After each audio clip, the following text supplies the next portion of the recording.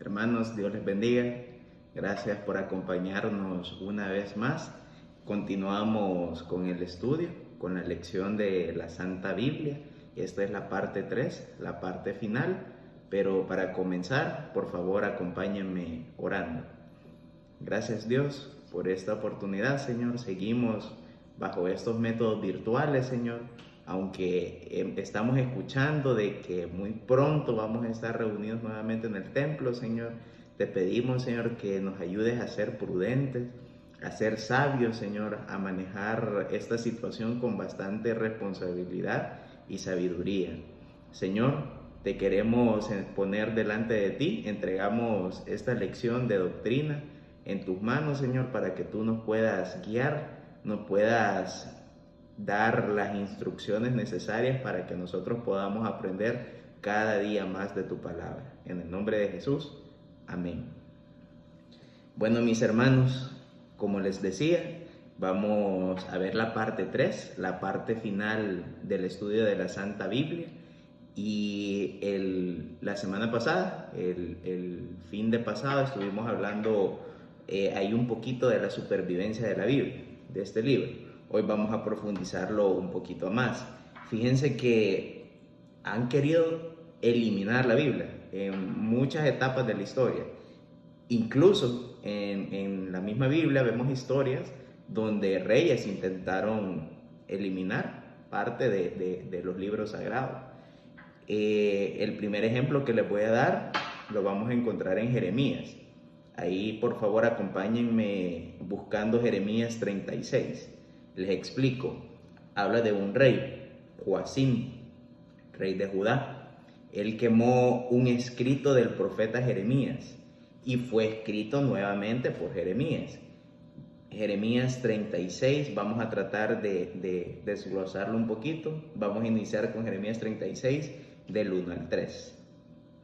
Dice así: Aconteció en el 4.º año de Joacim, hijo de Josías, rey de Judá, que vino esta palabra de Jehová a Jeremías diciendo: Toma un rollo de libro y escribe en él todas las palabras que te he hablado contra Israel y contra Judá y contra todas las naciones, desde el inicio que comencé a hablarte, desde los días de Josías hasta hoy.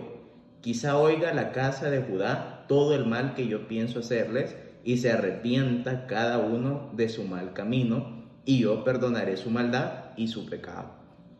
Y comenzó Jeremías a escribir. Luego vamos a adelantarnos, ahí en los versículos 21, del 21 al 23, dice así: Y envió el rey a Jehudí a que tomase el rollo, el cual lo tomó del aposento de Elisama, secretario, y leyó en él Jehudí a oídos del rey y a oídos de todos los príncipes que junto al rey estaban. Y el rey estaba en la casa de invierno en el mes 9, y había un brasero ardiendo delante de él. Cuando Jehudí había leído 3 o 4 planas, lo rasgó el rey con un cortaplumas de escriba y lo echó en el fuego que había en el brasero, hasta que todo el rollo se consumió sobre el fuego que en el brasero había. Vemos que al rey no le gustó lo que estaba escrito en este rollo, y era profecía que venía de parte de Dios a través del profeta Jeremías. Luego vemos más adelante en el versículo 26, este rey vino y lo rasgó y lo tiró al brasero, lo tiró al fuego.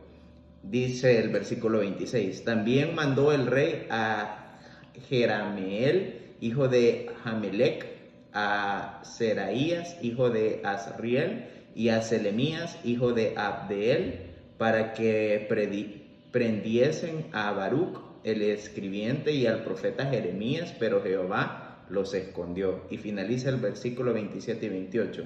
Y vino palabra de Jehová a Jeremías después que el rey quemó el rollo, las palabras que Baruch había escrito de boca de Jeremías, diciendo: vuelve a tomar otro rollo y escribe en él todas las palabras primeras que estaban en el primer rollo que quemó Joacim, rey de Judá. y volvió a escribir Jeremías estas palabras. Pero vemos un rey que quería eliminar por completo, quería eliminar esta profecía, este mensaje. Pensó que así iba a dar por terminado lo que así decía, pero cuando Dios dice algo, se cumple. Luego vemos más adelante en la historia, Antíoco Epífanes ordena que los libros sagrados de los judíos fueran quemados. Esto en los años 171 y 165 antes de Cristo. Él era el rey de Siria. Luego, un poquito más adelante en la historia, allá en 1199 para ser exactos, el Papa Inocencio III ordenó que se quemaran todas las Biblias, todas las traducciones que pudieran ser entendidas por las personas en ese momento. Pensó que se quemaran por completo con una idea de poder eliminar la Biblia.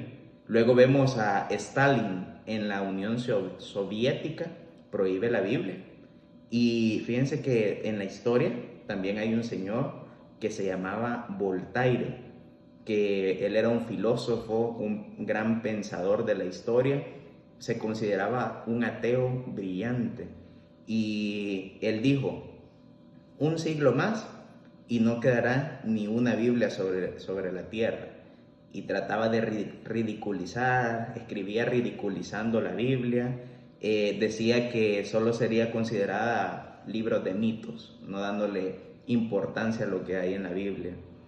Fíjense que lo curioso de esto, que al morir este filósofo, gran estudioso, pensador, ateo, al morir en su casa se imprimen las Biblias por la Sociedad Bíblica de Ginebra. Él ahí en su casa tenía una imprenta, la compraron y en su misma casa, después de su muerte, comenzaron a producirse Biblias. Imagínense qué curiosa la historia. Pero no pudieron, al final no pudieron eliminar este libro. Es un libro sagrado, ha sido el libro más vendido, el que se ha hecho más copias, el que más se ha leído a través de la historia. Es un libro muy antiguo, sus libros sagrados son muy antiguos, y me encantaría poder profundizar aún más con toda esta doctrina de la Biblia, porque es bien extensa. No se va a poder, quizás más adelante podamos tener más oportunidades de hablar sobre la Biblia, pero es de verdad bien profundo. Quiero que nos llevemos esa idea del peso que tiene una Biblia. ¿Por qué? Porque es la palabra de nuestro Padre Celestial, es palabra de Dios a cada uno de nosotros. Luego, vemos que en la Biblia, nosotros al leerla, vemos presencia profética. Vamos a considerar 3 puntos de presencia profética. Hay muchos más, pero vamos a tomar 3 puntos. Primero, acompáñenme a Génesis 12. Génesis 12 del 1 al 13. Fíjense, del 1 al 3, perdón. Vemos aquí como presencia profética Israel como una gran nación. Dice así la palabra. Génesis 12 del 1 al 3. Pero Jehová había dicho a Abraham, vete de tu tierra y de tu parentela y de la casa de tu padre a la tierra que te mostraré, y haré de ti una nación grande y te bendeciré y engrandeceré tu nombre y serás bendición. Bendeciré a los que te bendijeren y a los que te maldijeren maldeciré, y serán benditas de ti todas las familias de la tierra. Hablando de esta nación de Israel como una gran nación, con mucha bendición. Recuerden que esto en Génesis estamos hablando del inicio de todo. Faltaba mucho a través de la historia para poder afirmar que esto sería así, y así lo fue. Fue la tierra prometida donde nació el Mesías y donde siempre Dios los tuvo muy en el ojo. Con más estudio de la Biblia vamos a profundizar más adelante en la nación de Israel. Otra presencia profética que vemos en la Biblia, que Israel iba a rechazar al Mesías. El mismo pueblo iba a rechazar al Mesías. Esto lo encontramos en Isaías 53. Acompáñenme por favor a Isaías 53 y lo vamos a leer del 3 al 5. Isaías 53, del 3 al 5. Dice así: despreciado y desechado entre los hombres, varón de dolores, experimentado en quebranto, y como que escondimos de él el rostro. Fue menospreciado y no lo estimamos. Ciertamente llevó él nuestras enfermedades y sufrió nuestros dolores, y nosotros le tuvimos por azotado, por herido de Dios y abatido. Mas él herido fue por nuestras rebeliones, molido por nuestros pecados. El castigo de nuestra paz fue sobre él, y por su llaga fuimos nosotros curados. Vemos otra profecía a través del profeta Isaías, que el Mesías iba a ser rechazado por Israel. Esto no había sucedido. Vemos más adelante en la historia que esto realmente sucedió. Otro ejemplo de presencia profética, la destrucción de Jerusalén, en Lucas 19. Vámonos a Lucas 19, del 43 al 44. Y vemos otro hecho con presencia profética en la Biblia, que dice así: 43, Lucas 19, 43 y 44. Dice así: porque vendrán días sobre ti cuando tus enemigos te rodearán con vallado y te sitiarán, y por todas partes te estrecharán y te derribarán a tierra, y a tus hijos dentro de ti, y no dejarán en ti piedra sobre piedra, por cuanto no conociste el tiempo de tu visitación. Entonces vemos que en la palabra también hay mucha presencia profética. Se cumplieron bastantes profecías.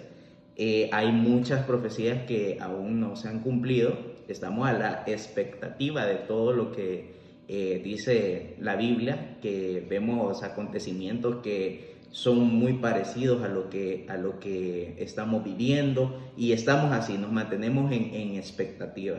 Sabemos que la historia ya está contada, el resultado final lo sabemos. Nunca va a prevalecer el diablo, nunca va a ganar el diablo, ya está derrotado, la historia así lo dice, y yo confío, yo tengo fe de que Cristo va a vencer, de que Cristo ya venció, de que Él murió en la cruz por nosotros, que resucitó al tercer día y no está muerto, está vivo. ¿Y usted, hermano, tiene fe? Ahora bien, también vemos que en las Sagradas Escrituras encontramos presencia científica, no solo profética. Es de verdad impresionante cómo se han cumplido muchas profecías, pero también vámonos en el área intelectual y vemos que hay presencia científica. Como ustedes sabrán, o quizás lo ignoraban, pero antes se consideraba que la Tierra no era una esfera, no era circular, sino que habían un montón de hipótesis de que la Tierra era cuadrada, era plana. Entonces vemos que también la Biblia nos muestra presencia científica y dice que la Tierra es redonda, que la Tierra es una esfera. Esto lo encontramos en Isaías 40, 22. Dice así: Él está sentado sobre el círculo de la tierra, cuyos moradores son como langostas. Él extiende los cielos como una cortina, los despliega como una tienda para morar. Vemos que menciona de que Él está sentado sobre el círculo de la tierra, haciendo referencia de que la tierra es circular, es una esfera. También que la tierra está suspendida sobre el espacio. Acompáñenme en Job 26, Job 26, 7. Esto lo encontramos en Job 26, 7. Dice así: Él extiende el norte sobre vacío, cuelga la tierra sobre nada. Trayendo esas conclusiones de que la tierra está suspendida en el espacio, tal como se ha demostrado científicamente que así es. Otro ejemplo de la presencia científica que encontramos en la Biblia es que las estrellas son innumerables. Acompáñenme a Hebreos, por favor, Hebreos 11. Vámonos a Hebreos 11. Hebreos 11, 12. Hebreos 11, 12. Dice así: por lo cual también de uno, y ese ya casi muerto, salieron como las estrellas del cielo en multitud y como la arena innumerable que está a la orilla del mar. Entonces, no solo vemos presencia profética en la Biblia, sino que también vemos presencia científica. Imagínense qué increíble. Todo tiene una lógica, todo tiene sentido, no es nada inventado, no es ficción. Mucha historia sí es interesante y pareciera que fueran sacadas de una película, pero es palabra viva, es real. Entonces, a manera de concluir, ya para ir recapitulando en todo lo que hemos estado hablando semanas anteriores, la Biblia produce resultados espirituales.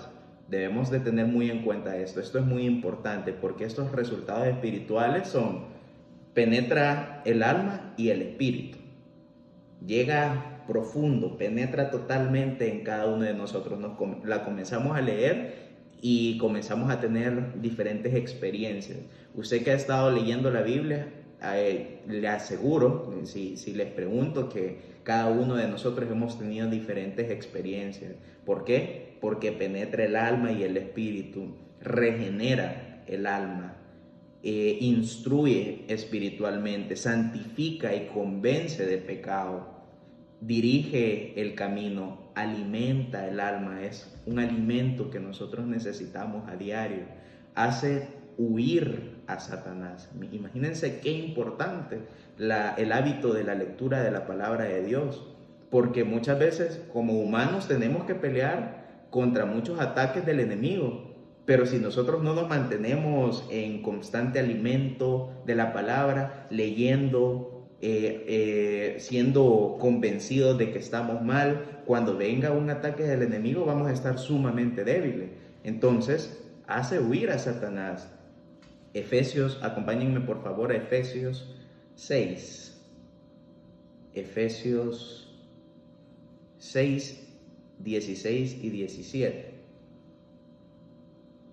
Dice así: sobre todo, tomad el escudo de la fe, con que podáis apagar todos los dardos de fuego del maligno, y tomad el yelmo de la salvación y la espada del Espíritu, que es la palabra de Dios. Tenemos que estar armados en todo momento, listos, preparados, porque el enemigo anda como león, viendo a quién devora, quién es su presa, quién está débil, pero nosotros debemos estar listos porque van a venir esos ataques del enemigo, y la única forma de que nosotros podamos vencer va a ser fortalecidos en la palabra de Dios. También vemos que es útil para enseñanza, redarguye, corrige, instruye en justicia. Segunda de Timoteo 3:14. Y con esta vamos a cerrar. Segunda de Timoteo 3:14. Dice así: pero persiste tú en lo que has aprendido y te persuadiste, sabiendo de quién has aprendido. Nosotros sabemos de quién hemos aprendido. Al leer la palabra, nosotros sabemos de quién viene esta palabra, de quién hemos aprendido a leerla. Entonces, la Biblia es útil para enseñanza, nos redarguye, nos convence de que estamos mal, de que hemos pecado, nos corrige y nos instruye en justicia, o sea, en rectitud, en una vida con santidad en acción, que no solo sea hablar por hablar o solo oidores, como lo mencionábamos al principio de toda esta enseñanza de doctrina, sino que somos hacedores, lo ponemos en acción, mantenemos una vida en santidad activa, porque estamos en ese constante fortalecimiento de la palabra, aprendiendo cada día más. La importancia de esta lección es que nosotros aprendamos más del libro sagrado que tenemos en nuestras casas, de que genere ese amor por leer más de la palabra de Dios y podamos permitirnos enseñar directamente por el Padre. Así que, hermanos, los animo que sigamos en esa actitud de lectura que sigamos exponiéndonos a la palabra, sigamos leyendo más de la palabra de Dios. Nosotros pusimos como meta leer Juan. Le pregunto si lo leyó, espero que sí. Fue una actividad que hicimos juntos como iglesia y lo animo a que siga leyendo más de la palabra de Dios. Fíjense que después de Juan, yo les recomiendo que pudiéramos leer Hechos. Leamos Hechos de los apóstoles.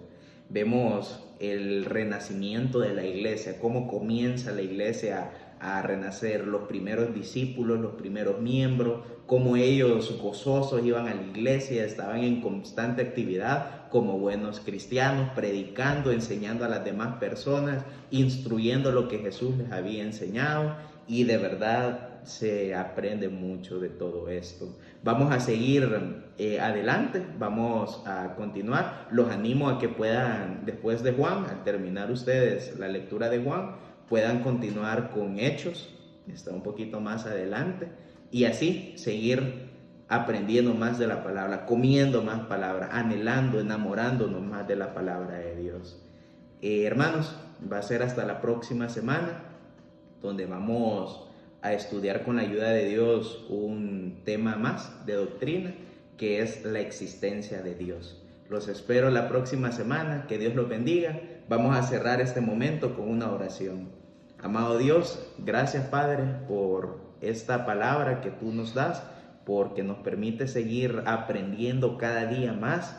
Te damos gracias, Señor, por el privilegio de tener una Biblia en las manos, un libro sagrado, un libro que se ha querido eliminar a través de la historia, pero no han podido, porque contra ti nadie puede. Tú eres el Rey de Reyes, Señor de Señores, soberano, y contra ti no hay nadie que se pueda levantar y te pueda derrotar. Gracias Dios por la vida de mis hermanos, por esa disposición que siempre tienen de buscar más de ti. Ayúdalos, Señor, en cada una de sus necesidades, sea esta económica, sea esta de salud, Señor, sea esta problemas emocionales, psicológicos, todo producto de lo que estamos viviendo, Señor, que ha sido muy terrible. Gracias, Padre Santo, por una semana más de instrucción, de doctrina, y esto ha sido dedicado para honra y gloria de tu nombre. En el nombre de Jesús, amén.